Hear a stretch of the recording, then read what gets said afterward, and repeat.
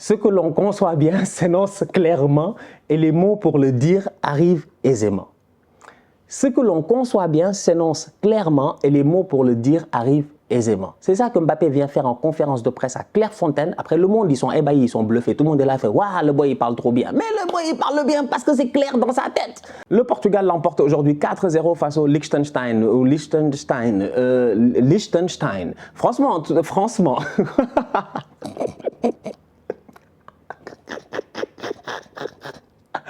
Le Liechtenstein. Le Liechtenstein. Wesh. Tout ça à cause de Cristiano Ronaldo. Il nous fatigue. Ok. Salam outsider, le débrief commence maintenant.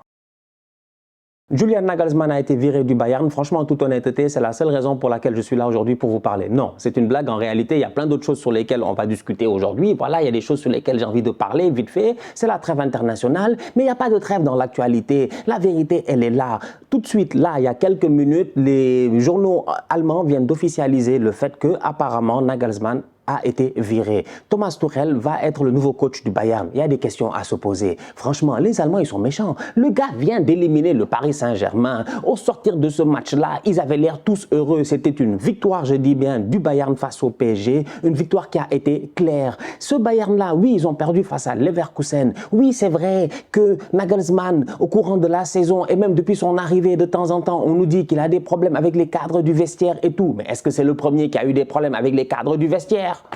Faut pas me dire quand même que Kovac, quand il était là, il n'avait pas lui aussi des problèmes à un moment donné avec certains cadres du vestiaire. C'est-à-dire qu'au Bayern aussi, il y a des tontons, ils sont là-bas, faut pas leur parler, faut pas les énerver. Manuel Neuer, c'est le seul qui a le droit d'aller skier. Mais personne n'a parlé.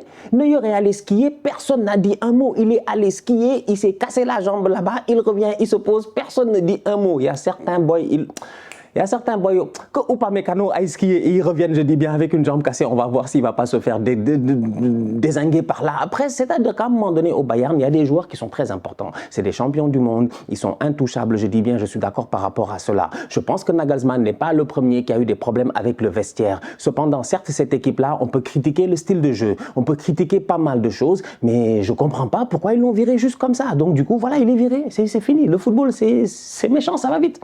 Ça va vite. Ça va vite. Ils viennent de virer Nagelsmann. Incroyable.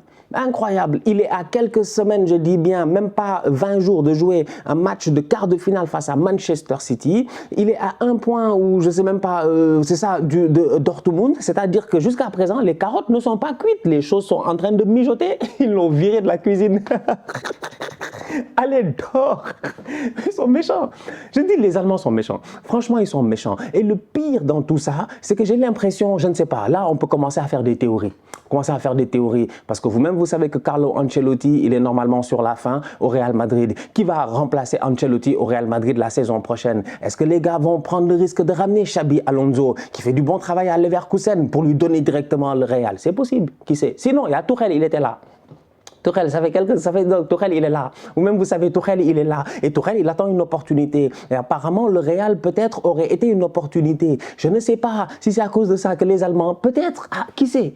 Peut-être, grosse discussion dans les bureaux là-bas à Munich. Ils ont dû s'asseoir en disant 9. On va pas accepter, je dis bien aujourd'hui, que Florentino, il aille prendre Tuchel. Peut-être, je ne sais pas. Mais en tout cas, ils ont accéléré le virement. Le virement, je ne sais même pas si ça se dit, de Nagelsmann. En plein milieu de la saison, le coach du Bayern, qui pour le moment, franchement, est en train de faire sa saison. Tu peux critiquer à gauche et à droite, mais il est en train de faire sa saison. Il n'y a pas de fiasco, a été viré. Et c'est Thomas Tuchel qui va prendre la baraque. Thomas Tuchel, vous vous rappelez de ce qu'il a fait à Chelsea quand il est arrivé? Il a gagné la Champions League. Franchement, Kai Havertz, Kai Finesse, franchement, les Aspilicueta, une équipe de guerriers, je dis bien. C'est comme ça que Thomas Tuchel est venu nous traumatiser en 6 mois pour soulever une Champions League. Face à qui? Pep Guardiola, Manchester City. Aujourd'hui, le Bayern vient de recruter qui? Thomas Tuchel. Qui va retrouver qui? Pep Guardiola, Manchester City en quart de finale de Champions League. Ce match-là vient de prendre une saveur que nous-mêmes, on n'avait pas encore prévue. C'est ça la beauté du football. Mais c'est ça aussi les malheurs du football. C'est incroyable. On était là tranquille, ouais, City Bayern, on va voir, on va voir, on va voir. Là, City Bayern, ça vient de changer, là, ça vient de changer. C'est un autre match, c'est un autre match, c'est un autre match. C'est un Thomas Tuchel qui va arriver dans le vestiaire du Bayern, même si le Bayern, c'est vrai, il y a des boys, si tu regardes bien, statistiquement, il n'y a pas beaucoup de choses à dire, tu ne peux pas parler parce qu'ils ont des buts, ils ont des passes décisives. La vérité, c'est que c'est des fainéants. Ils ont besoin aujourd'hui d'un coach qui va, je dis bien, les électrocuter, les réveiller. Et ça sera Tuchel. Aujourd'hui, des boys comme Serge Gnabry, ils sont pas sérieux, franchement. Serge Gnabry doit beaucoup mieux faire. Serge Gnabry doit survoler sur son championnat en toute honnêteté. Aujourd'hui, peut-être que Tuchel va le remettre bien sur les rails. Un boy comme Leroy Sané, un tocard de première catégorie, un très très bon joueur de football, je suis d'accord avec vous, il n'y a aucun problème. Mais Leroy Sané, de temps en temps, la dernière fois face au PSG, là, je pense quand il rentre, on en a parlé dans le débrief, sa rentrée n'est pas bonne. De temps en temps, Leroy, il n'est pas concentré. Il n'est pas concentré. Tuchel va le concentrer, je dis bien aujourd'hui. C'est-à-dire qu'à un moment donné, je suis convaincu que Thomas Tuchel va peut-être remotiver certains jeunes dans cette équipe-là. Il va peut-être, je ne sais pas, il va ramener quelque chose. Vous connaissez aussi le fait que quand il y a un nouveau coach qui arrive dans un club, il y a un effet d'électrochoc et tout qui se crée. Les gars se transcendent. Moi, je pense que Manchester City est dans la merde. Pep, en ce moment, il a mal à la tête. Pep est là. Pep. Vous connaissez Pep? Pep avait déjà son plan, c'était clair. Il s'était déjà dit, ouais, Nagelsmann, je vais venir en 4-3-3, je vais faire jouer Rodri en faux 10, je vais faire jouer Ederson en faux 9. Je ne sais pas, je m'en fous. Franchement, vous connaissez Guardiola, il a déjà, je dis bien, fait son plan en tête et tout, etc. Mais là, qu'on lui a dit que c'est Tuchel, il est traumatisé, il va tout repenser. Si j'étais fan de City en ce moment, je serais stressé. Parce que je connais Pep. Pep va overthink, il va dire non, c'est pas possible. Non, il va repenser à la finale qu'il a perdue face à Chelsea. Il va nous fatiguer jusqu'à... On va voir la porte, je dis bien, à côté de Haaland, on va pas comprendre. En tout cas, ça promet. Franchement, ça promet. Sincèrement, ça promet. J'ai hâte de voir ce que ça va donner. Bienvenue à Thomas Tuchel et j'ai hâte de le voir sur les terrains et j'ai hâte de voir ce quart de finale-là. Manchester City, Bayern Munich. Le Portugal l'emporte 4-0 face au Liechtenstein. Bien joué, le Portugal. Non, bien joué pour moi, parce que ça fait 10 minutes que j'essaie de dire Liechtenstein. Le Portugal l'emporte donc 4-0 face au Liechtenstein. La vérité, c'est qu'on s'en fout. En fait, encore une fois, on s'en fout là. Mais par contre, on s'en fout pas, en fait. D'un autre côté, on s'en fout pas. Pourquoi? Parce que Roberto Martinez, je dis bien, ancien coach de la Belgique. Aujourd'hui, il est coach du Portugal. Roberto Martinez, en Belgique, il n'a pas fait un travail, je dis bien, qui, à mon humble avis, fait de telle sorte que les Portugais ont pris une nouvelle génération et ils l'ont mis entre les mains de Martinez. Pourquoi? Enfin, je veux comprendre pourquoi.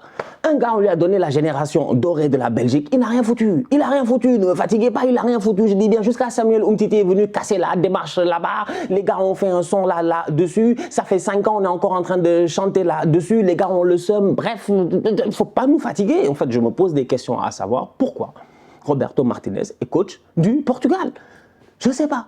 Bref, il a rappelé Cristiano Ronaldo. Fair enough, il n'a pas voulu prendre de risques. Il a raison. C'est-à-dire qu'aujourd'hui, vous-même, vous savez, Eric Ten Hag, en début d'été, n'a pas pris de risques. Il a été safe. Lui-même, il a dit, je compte sur Cristiano Ronaldo. Nous tous, on savait ici qu'il comptait sur Walou, Eric Ten Hag. Aujourd'hui, Roberto Martinez n'est pas fou. Cristiano Ronaldo avait besoin d'être sélectionné pour battre encore un nouveau record. Effectivement, il l'a battu aujourd'hui. Il devient le joueur, je dis bien, le plus capé dans l'histoire du football international. Il n'y a aucun problème. Cristiano Ronaldo est une légende de ce sport-là. Il a joué aujourd'hui face au Liechtenstein, il a claqué 2 buts. Claqué 2 buts. 2 buts sur coup de pied arrêté, un penalty sans aucun problème et un coup franc, franchement, un boulet de canon. Le gardien, le pauvre, il a dû être traumatisé. Ses mains ont fondu, en fait, au contact du ballon. Donc, du coup, tu as un Cristiano Ronaldo qui est dans cette équipe du Portugal, qui joue son match. Il ne fait pas un mauvais match, franchement. C'est le Liechtenstein, je suis d'accord avec vous, mais vous allez commencer à critiquer le Liechtenstein aujourd'hui alors que vous critiquez déjà, je dis bien, Al Nasser, Al Werda et tous les clubs, je dis bien, de l'Arabie Saoudite. On ne va pas se mettre quand même à critiquer maintenant les îles Féroé et Liechtenstein alors que ça fait des années qu'il est en train de qu'il claque des buts face à ces équipes-là. Le plus important, c'est qu'il est vieux. C'est un tonton, mais dans sa tête, il est encore jeune. Il vient sur le terrain, il fait son match. Franchement, il fait son match. Mais sur le banc, il y a des boys qui ont besoin de jouer. Ça aussi, c'est une question à se poser aujourd'hui. Le Portugal doit-il regarder vers le futur? Cristiano Ronaldo doit-il lui-même prendre sa retraite internationale? Parce que Cristiano, si tu es un coach aujourd'hui, tu es Roberto Martinez, tu viens d'arriver dans la sélection portugaise, il faut être bête pour ne pas appeler Ronaldo. Franchement, si lui, il dit il est disponible, tu l'appelles. Non, sincèrement, tu l'appelles, tu veux pas de problème. Parce que tu veux pas de problème. Parce que ça va beaucoup parler. Parce qu'aujourd'hui, en plus, Roberto Martinez, on va être très très sérieux. Le vestiaire de la Belgique avait déjà des problèmes à la dernière Coupe du Monde. C'est pas comme si lui, il avait réussi à tenir ce vestiaire-là. Donc aujourd'hui, moi, je me dis un vestiaire avec Cristiano Ronaldo, sans Cristiano Ronaldo, bref, une genre de beaucoup de blablabla médiatique, ça va juste le fatiguer. Il n'a pas pris de risque, il l'a appelé. Maintenant, on va voir jusqu'à quand. C'est ça la question à se poser. Mais Ronaldo, il est performant dans son championnat. Ah ça, quand même, on ne peut pas le lui enlever. Il est là-bas en Arabie Saoudite, il claque les buts. Claque les buts. La dernière fois, il a mis un coup franc. La même semaine même, il a mis 2 coups francs. Il claque les buts. Donc, comme je dis, que ce soit face à Choupi et Doudou ou face à, je dis bien, Olivier et Tom, on s'en fout. La réalité, c'est que c'est un professionnel qui joue dans un championnat professionnel et il claque des buts. Voilà. 2 buts de la part de Cristiano. Factos. Non, franchement. Un bandit. Non, ça faisait plaisir de le voir aujourd'hui. Il avait l'air heureux en plus, donc c'était cool. Mais comme je dis, je pense juste au futur, quoi. Parce que Gonzalo Ramos, quand même, il fait une superbe saison avec le Benfica. Le Benfica, ils sont chauds en Champions League. Tu te dis qu'après la Coupe du Monde qu'il a faite et tout, c'était le 8e de finale ou le quart de finale, je ne me rappelle même plus où il était chaud, il marque son triplé. Je te dis, voilà un boy qui normalement doit être maintenant un titulaire en équipe nationale. Tu vois, il est titulaire en club, il n'y a pas de raison qu'il ne le soit pas en équipe nationale. Mais ce n'est pas possible parce qu'il y a Cristiano Ronaldo. Mais Cristiano Ronaldo aussi, c'est une légende, tu vois. Donc, comme je dis, il n'y a que lui qui peut décider de dire, bon les gars, moi franchement, merci beaucoup pour tout, j'ai fini, tout ça, je me barre. Mais sinon, à part ça, ça risque d'être assez compliqué. Donc, tu es obligé de continuer à l'appeler. Mais tant qu'il performe, tant mieux. Aujourd'hui, il a mis un doublé. Bien joué de sa part. Franchement, comme je dis, ça faisait plaisir de le voir faire son CEO devant son public. Bon, vous savez, nous, on a passé un peu de temps à l'école, donc du coup, ça nous a fatigués. Donc, de temps en temps, tu as lu des affaires, c'est venu, c'est resté imprégné dans ton cerveau et tu n'as pas compris. Donc, du coup, il y a un monsieur, je me rappelle, j'avais lu, qui s'appelait Boileau. Et il avait dit que ce que l'on, je ne me rappelle même plus, ce que l'on conçoit, ce que l'on ressent, ce que l'on machin. En tout cas, bref, tout ça, c'est parce que Mbappé, c'est ce qu'il a fait. Mais il faut que je me rappelle encore du truc. Ce que l'on conçoit bien s'énonce clairement et les mots pour le dire arrivent aisément. On va répéter. Ce que l'on conçoit bien s'énonce clairement et les mots pour le dire arrivent aisément. Ce que l'on conçoit bien s'énonce clairement et les mots pour le dire arrivent aisément. C'est ça que Mbappé vient faire en conférence de presse à Clairefontaine. Après, le monde, ils sont ébahis, ils sont bluffés. Tout le monde est là, fait « Waouh, le boy, il parle trop bien. » Mais le boy, il parle bien parce que c'est clair dans sa tête. Vous rigolez? Vous rigolez? Vous rigolez, franchement. Vous avez vu le papa? Vous avez vu la maman? Vous pensez vraiment que... Vous avez vu le papa et la maman?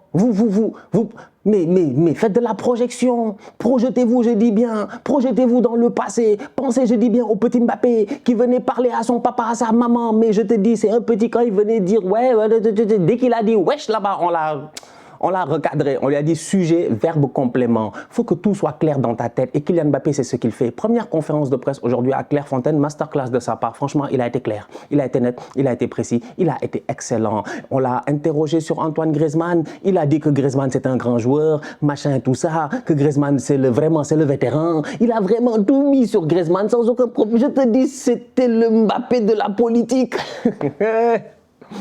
Présidentiel, présidentiable. Il est présidentiable. Cet enfant-là est présidentiable. C'est même pas des blagues en fait. Si Kylian veut devenir demain président, je dis bien de la France, à un moment donné, je ne sais pas en fait si les Français sont prêts ou pas. Mais la vérité, c'est qu'il est capable de le faire. Le boy, il est bon, il sait parler, il sait s'exprimer. Tout ce qu'il dit, c'est très très clair parce que dans sa tête, c'est très très clair. Il a été éduqué, il a été formaté pour cela. Personnellement, je ne suis pas bluffé. Personnellement, je dis bien, je ne suis pas bluffé. Moi, le boy, la première fois, je l'ai entendu parler à 15-16 ans. Là, la première fois qu'on parlait de Mbappé et tout, je l'ai entendu parler. J'ai dit, lui, c'est clair dans sa tête en fait. J'ai dit, lui, il a eu une certaine éducation qui fait de telle sorte qu'il sait s'exprimer. Le but, quand tu t'exprimes, c'est de te faire comprendre. Le but de la communication, c'est de se faire comprendre. Et Mbappé, à chaque fois qu'il parle, vous le comprenez. Ça veut dire qu'il est clair. Il est clair. Il est clair. Et aujourd'hui, c'est normal que ce soit lui le boss, je dis bien, à Clairefontaine. Quand même, franchement.